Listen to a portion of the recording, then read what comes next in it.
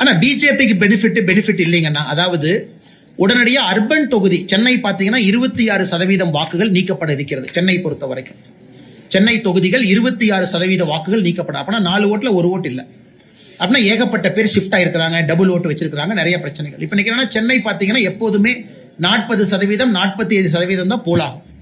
இப்ப சென்னை இந்த முறை 60% போலாகிறதுக்கான வாய்ப்பு இருக்கு. கோயம்புத்தூர் 65% போலாகும். ஒன்று பீகார்ல பாத்தீங்கன்னா 6.45% நீக்கிய பிறகு வாக்கு சதவீதம் 12% உயர்ந்திருக்கு. அதுல 6% பேஸ் எஃபெக்ட் நீக்கினால உயர்ந்திருக்கு, இன்னும் 6% பொதுப்படையா உயர்ந்திருக்கு. அதனால என்னை பொறுத்தவரை வாக்கு சதவீதம் உயரும். ஒன்று.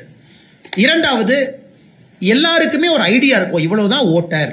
இப்ப தமிழ்நாட்டில் பாருங்க 1200 பேரை ரெஸ்ட்ரிக்ட் பண்ண உடனே 68,000 பூத்துல இருந்து 75,000 பூத்துக்கு தாவிருச்சு.